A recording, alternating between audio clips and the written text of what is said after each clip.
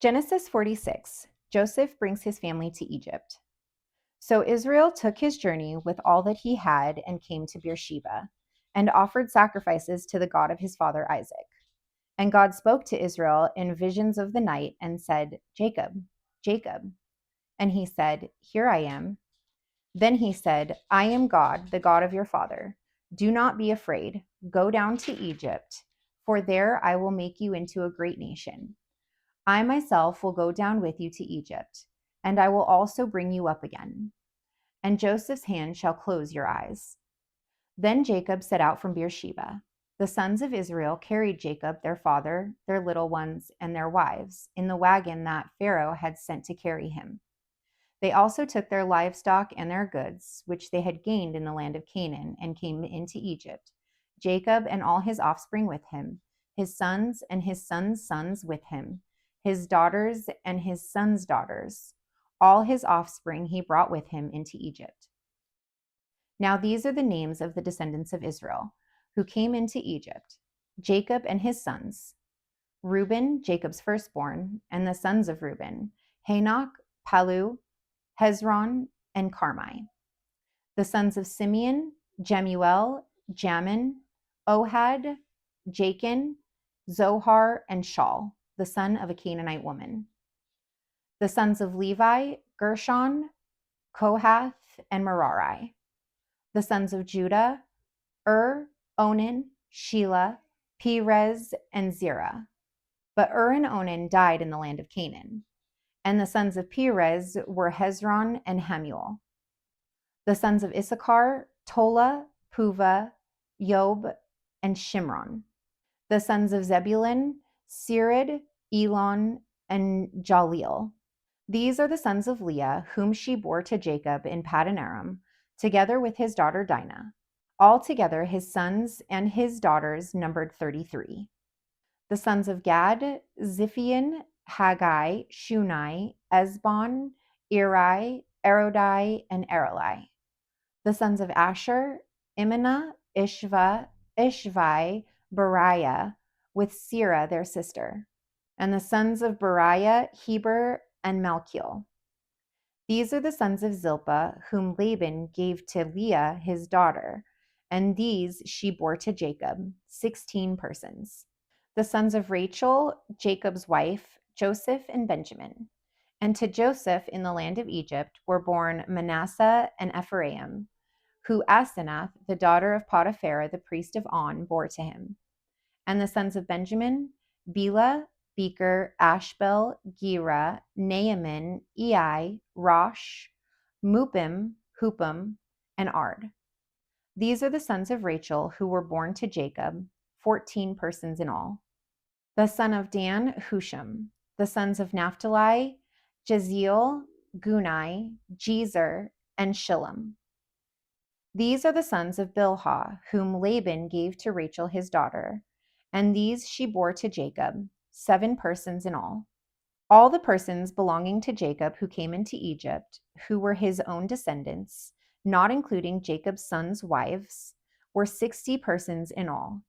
And the sons of Joseph who were born to him in Egypt were 2. All the persons of the house of Jacob who came into Egypt were 70. Jacob and Joseph reunited. He had sent Judah ahead of him to Joseph to show the way before him in Goshen, and they came into the land of Goshen. Then Joseph prepared his chariot and went up to meet Israel his father in Goshen. He presented himself to him and fell on his neck and wept on his neck a good while. Israel said to Joseph, Now let me die, since I have seen your face and know that you are still alive. Joseph said to his brothers and to his father's household, I will go up and tell Pharaoh and will say to him, My brothers and my father's household, who were in the land of Canaan, have come to me. And the men are shepherds, for they have been keepers of livestock, and they have brought their flocks and their herds and all that they have. When Pharaoh calls and says, What is your occupation? You shall say, Your servants have been keepers of livestock from our youth, even until now, both we and our fathers, in order that you may dwell in the land of Goshen, for every shepherd is an abomination to the Egyptians. Genesis 47. Jacob's family settles in Goshen. So Joseph went in and told Pharaoh, "My father and my brothers, with their flocks and herds and all that they possess, have come from the land of Canaan. They are now in the land of Goshen." And from among his brothers he took 5 men and presented them to Pharaoh. Pharaoh said to his brothers, "What is your occupation?" And they said to Pharaoh, "Your servants are shepherds, as our fathers were."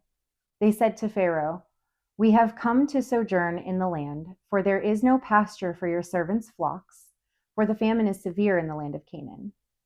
And now please let your servants dwell in the land of Goshen." Then Pharaoh said to Joseph, "Your father and your brothers have come to you. The land of Egypt is before you. Settle your father and your brothers in the best of the land. Let them settle in the land of Goshen. And if you know any able men among them, put them in charge of my livestock." Then Joseph brought in Jacob his father and stood him before Pharaoh. And Jacob blessed Pharaoh. And Pharaoh said to Jacob, "How many are the days of the years of your life?" And Jacob said to Pharaoh, "The days of the years of my sojourning are 130 years. Few and evil have been the days of the years of my life, and they have not attained to the days of the years of the life of my fathers in the days of their sojourning." And Jacob blessed Pharaoh and went out from the presence of Pharaoh. Then Joseph settled his father and his brothers and gave them a possession in the land of Egypt, in the best of the land, in the land of Ramses, as Pharaoh had commanded. And Joseph provided his father, his brothers, and his father's household with food, according to the number of their dependents. Joseph and the famine.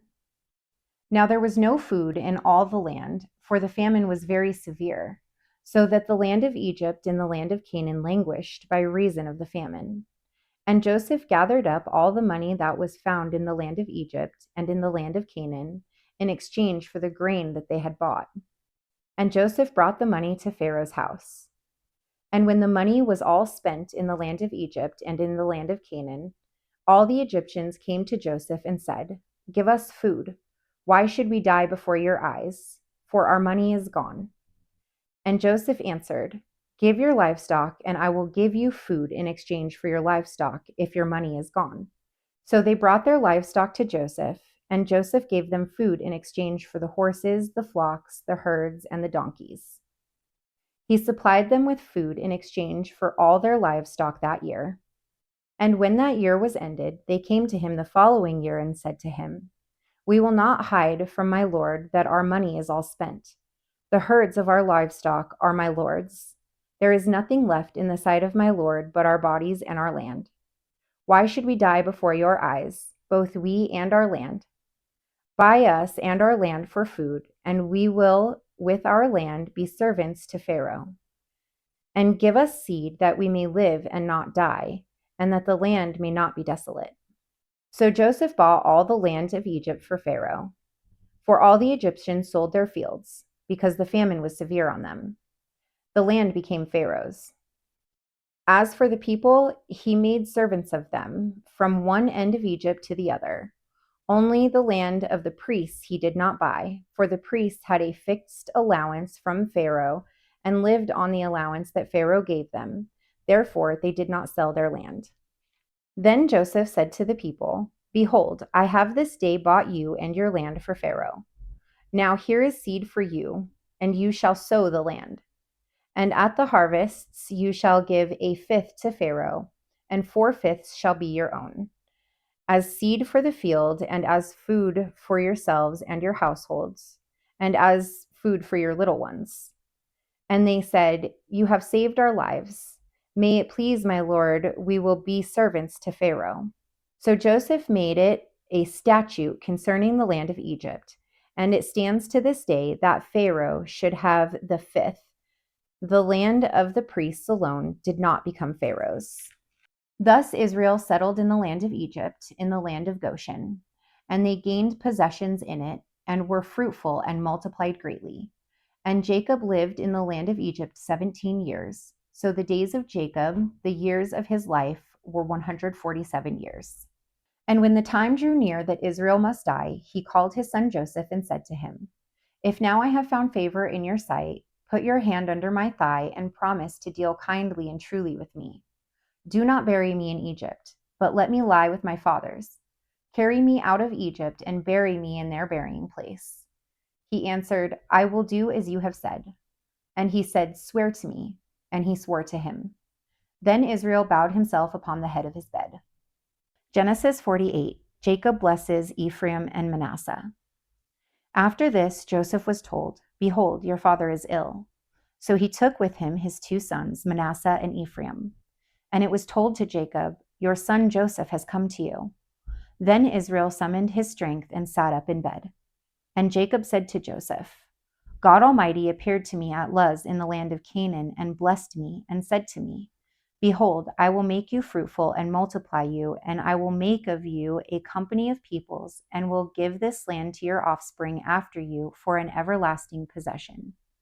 And now your two sons, who were born to you in the land of Egypt, before I came to you in Egypt, are mine. Ephraim and Manasseh shall be mine, as Reuben and Simeon are. And the children that you fathered after them shall be yours. They shall be called the name of their brothers in their inheritance. As for me, when I came from Paddan, to my sorrow Rachel died in the land of Canaan on the way, when there was still some distance to go to Ephrath. I buried her there on the way to Ephrath, that is Bethlehem." When Israel saw Joseph's son, he said, "Who are these?" Joseph said to his father, "These are my sons, whom God has given me here." And he said, "Bring them to me, please, that I may bless them." Now the eyes of Israel were dim with age, so that he could not see. So Joseph brought them near, and he kissed them and embraced them. And Israel said to Joseph, "I never expected to see your face, and behold, God has let me see your offspring also." Then Joseph removed them from his knees, and he bowed himself with his face to the earth. And Joseph took them both, Ephraim in his right hand toward Israel's left hand, and Manasseh in his left hand toward Israel's right hand, and brought them near. And Israel stretched out his right hand and laid it on the head of Ephraim, who was the younger, and his left on the head of Manasseh, crossing his hands, for Manasseh was the firstborn. And he blessed Joseph and said, "The God before whom my fathers Abraham and Isaac walked, the God who has been my shepherd all my life long to this day, the angel who has redeemed me from all evil, bless the boys. And in them let my name be carried on, and the name of my fathers Abraham and Isaac, and let them grow into a multitude in the midst of the earth." When Joseph saw that his father laid his right hand on the head of Ephraim, it displeased him, and he took his father's hand to move it from Ephraim's head to Manasseh's head. And Joseph said to his father, "Not this way, my father, since this one is the firstborn, put your right hand on his head." But his father refused and said, "I know, my son, I know. He also shall become a people, and he also shall be great. Nevertheless, his younger brother shall be greater than he, and his offspring shall become a multitude of nations."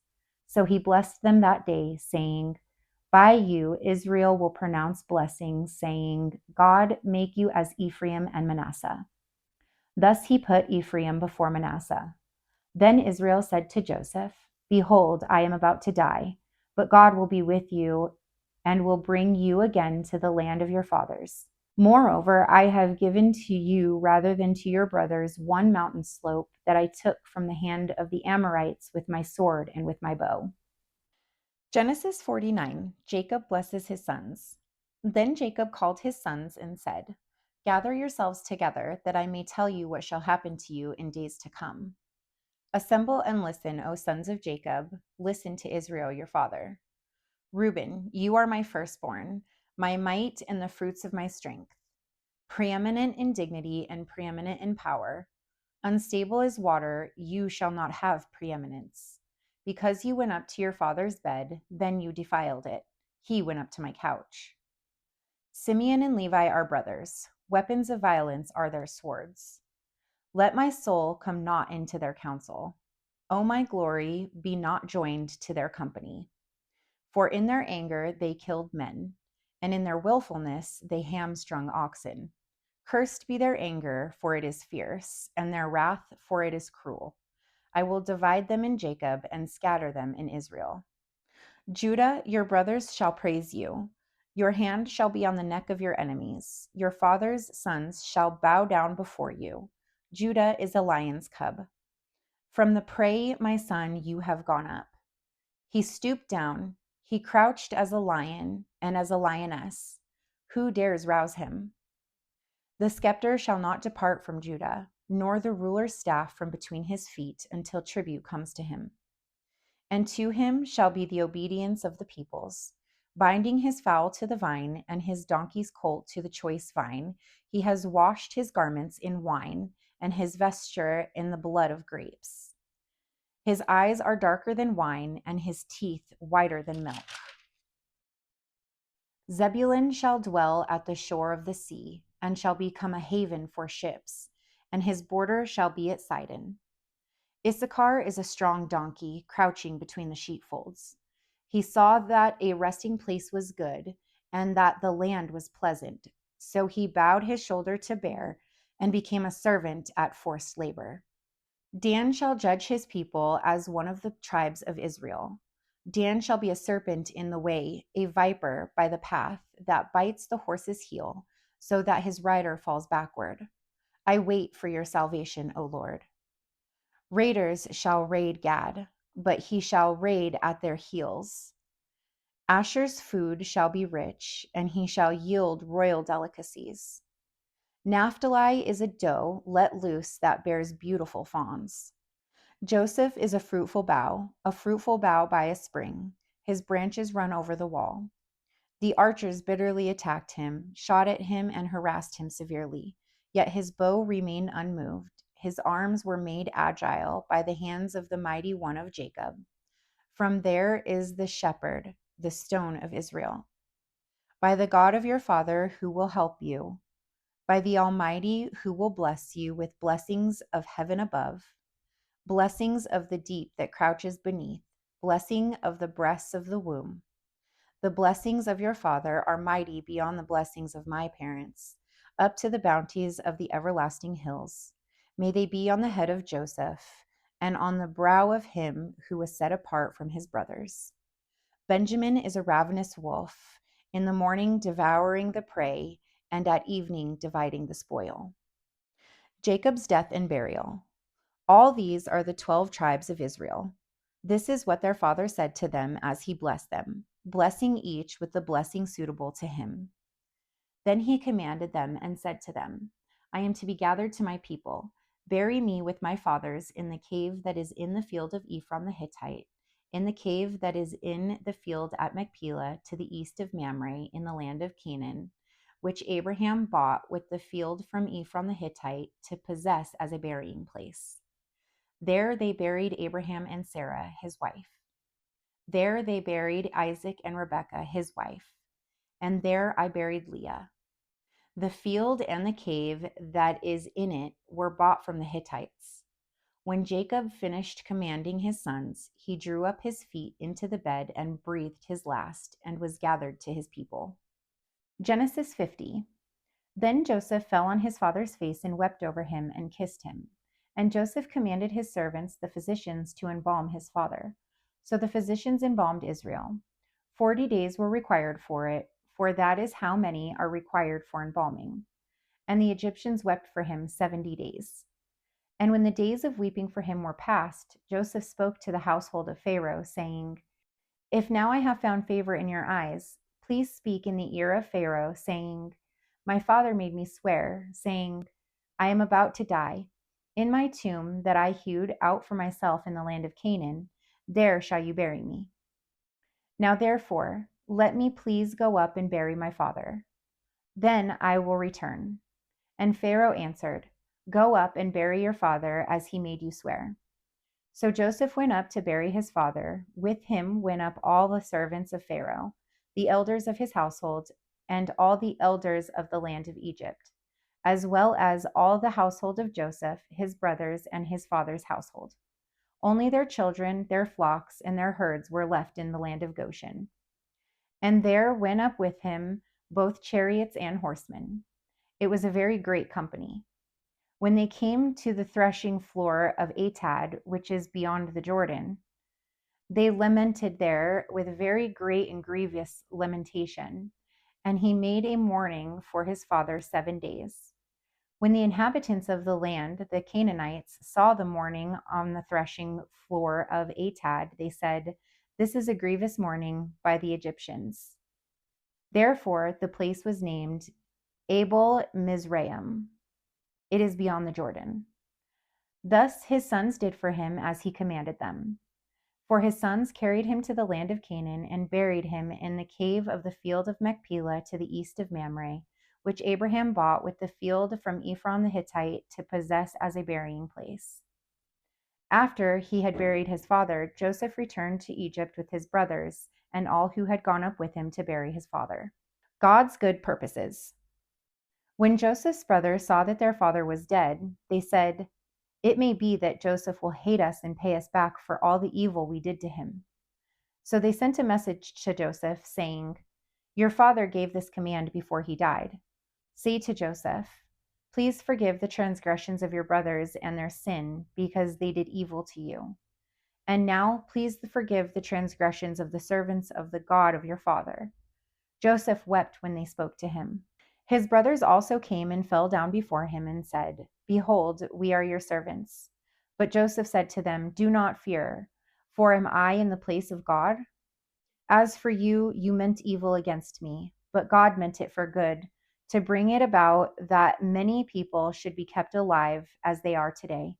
So do not fear, I will provide for you and your little ones." Thus he comforted them and spoke kindly to them. The death of Joseph. So Joseph remained in Egypt, he and his father's house.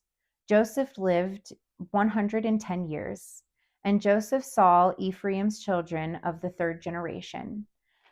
The children also of Machir, the son of Manasseh, were counted as Joseph's own. And Joseph said to his brothers, "I am about to die, but God will visit you and bring you up out of this land to the land that he swore to Abraham, to Isaac, and to Jacob." Then Joseph made the sons of Israel swear, saying, "God will surely visit you, and you shall carry up my bones from here." So Joseph died, being 110 years old. They embalmed him, and he was put in a coffin in Egypt. Exodus 1. Israel increases greatly in Egypt. These are the names of the sons of Israel who came to Egypt with Jacob, each with his household: Reuben, Simeon, Levi, and Judah; Issachar, Zebulun, and Benjamin; Dan and Naphtali; Gad and Asher. All the descendants of Jacob were 70 persons. Joseph was already in Egypt. Then Joseph died, and all his brothers, and all that generation. But the people of Israel were fruitful and increased greatly. They multiplied and grew exceedingly strong, so that the land was filled with them. Pharaoh opposes Israel. Now there arose a new king over Egypt who did not know Joseph. And he said to his people, "Behold, the people of Israel are too many and too mighty for us. Come, let us deal shrewdly with them, lest they multiply, and if war breaks out, they join our enemies and fight against us and escape from the land." Therefore they set taskmakers over them to afflict them with heavy burdens. They built for Pharaoh store cities, Pithom and Ramses. But the more they were oppressed, the more they multiplied, and the more they spread abroad. And the Egyptians were in dread of the people of Israel. So they ruthlessly made the people of Israel work as slaves, and made their lives bitter with hard service, in mortar and brick and all kinds of work in the field. In all their work, they ruthlessly made them work as slaves.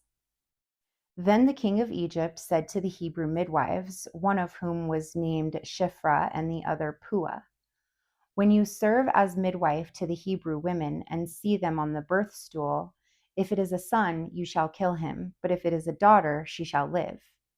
But the midwives feared God and did not do as the king of Egypt commanded them, but let the male children live. So the king of Egypt called the midwives and said to them, "Why have you done this and let the male children live?" The midwives said to Pharaoh, "Because the Hebrew women are not like the Egyptian women, for they are vigorous and give birth before the midwife comes to them." So God dealt well with the midwives, and the people multiplied and grew very strong. And because the midwives feared God, he gave them families. Then Pharaoh commanded all his people, "Every son that is born to the Hebrews you shall cast into the Nile, but you shall let every daughter live." Exodus 2, the birth of Moses. Now a man from the house of Levi went and took as his wife a Levite woman. The woman conceived and bore a son, and when she saw that he was a fine child, she hid him 3 months. When she could hide him no longer, she took for him a basket made of bulrushes and daubed it with bitumen and pitch. She put the child in it and placed it among the reeds by the river bank. And his sisters stood at a distance to know what would be done to him. Now the daughter of Pharaoh came down to bathe at the river, while her young women walked beside the river. She saw the basket among the reeds and sent her servant woman, and she took it. When she opened it, she saw the child, and behold, the baby was crying. She took pity on him and said, "This is one of the Hebrews' children." Then his sister said to Pharaoh's daughter, "Shall I go and call you a nurse from the Hebrew women to nurse the child for you?" And Pharaoh's daughter said to her, "Go." So the girl went and called the child's mother. And Pharaoh's daughter said to her, "Take this child away and nurse him for me, and I will give you your wages." So the woman took the child and nursed him. When the child grew older, she brought him to Pharaoh's daughter, and he became her son. She named him Moses because, she said, "I drew him out of the water." Moses flees to Midian. One day, when Moses had grown up, he went out to his people and looked on their burdens. And he saw an Egyptian beating a Hebrew, one of his people. He looked this way and that, and seeing no one, he struck down the Egyptian and hid him in the sand. When he went out the next day, behold, 2 Hebrews were struggling together. And he said to the man in the wrong, "Why do you strike your companion?" He answered, "Who made you a prince and a judge over us? Do you mean to kill me as you killed the Egyptian?" Then Moses was afraid and thought, "Surely the thing is known." When Pharaoh heard of it, he sought to kill Moses. But Moses fled from Pharaoh and stayed in the land of Midian, and he sat down by a well.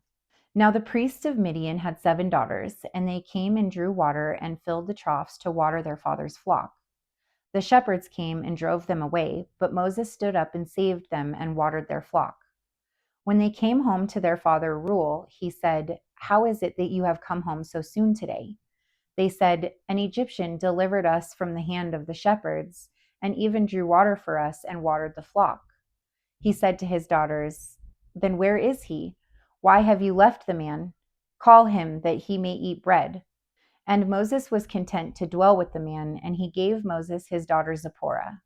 She gave birth to a son and called his name Gershom, for he said, "I have been a sojourner in a foreign land." God hears Israel's groaning. During those many days, the king of Egypt died, and the people of Israel groaned because of their slavery and cried out for help. Their cry for rescue from slavery came up to God, and God heard their groaning, and God remembered his covenant with Abraham, with Isaac, and with Jacob.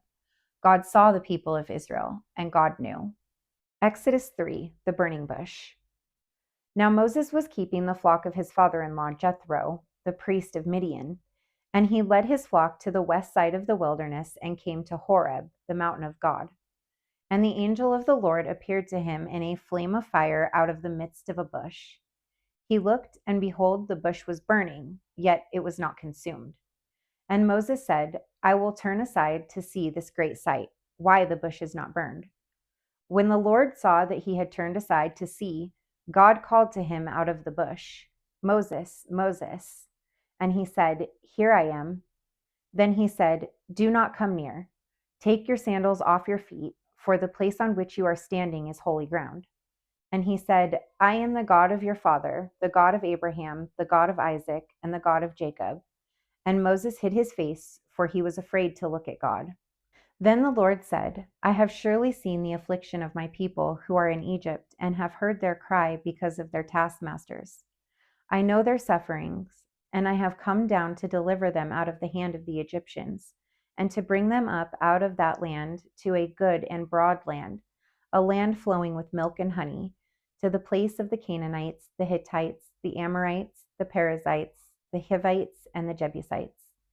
And now, behold, the cry of the people of Israel has come to me, and I have also seen the oppression with which the Egyptians oppress them. Come, I will send you to Pharaoh, that you may bring my people, the children of Israel, out of Egypt. But Moses said to God, Who am I that I should go to Pharaoh and bring the children of Israel out of Egypt? He said, But I will be with you, and this shall be the sign for you that I have sent you. When you have brought the people out of Egypt, you shall serve God on this mountain. Then Moses said to God, If I come to the people of Israel and say to them, The God of your fathers has sent me to you, and they ask me, What is his name? What shall I say to them? God said to Moses, I am who I am. And he said, Say this to the people of Israel, I am has sent me to you. God also said to Moses, Say this to the people of Israel, The Lord, the God of your fathers, the God of Abraham, the God of Isaac, and the God of Jacob, has sent me to you. This is my name forever, and thus I am to be remembered throughout all generations. Go and gather the elders of Israel together and say to them, The Lord, the God of your fathers, the God of Abraham, of Isaac, and of Jacob, has appeared to me, saying, I have observed you and what has been done to you in Egypt. And I promise that I will bring you up out of the afflictions of Egypt to the land of the Canaanites, the Hittites, the Amorites, the Perizzites, the Hivites, and the Jebusites, a land flowing with milk and honey. And they will listen to your voice, and you and the elders of Israel shall go to the king of Egypt and say to him, The Lord, the God of the Hebrews, has met with us. And now, please let us go 3 days' journey into the wilderness, that we may sacrifice to the Lord our God. But I know that the king of Egypt will not let you go unless compelled by a mighty hand. So I will stretch out my hand and strike Egypt with all the wonders that I will do in it. After that, he will let you go. And I will give this people favor in the sight of the Egyptians. And when you go, you shall not go empty, but each woman shall ask of her neighbor and any woman who lives in her house for silver and gold jewelry and for clothing. You shall put them on your sons and on your daughters, so you shall plunder the Egyptians.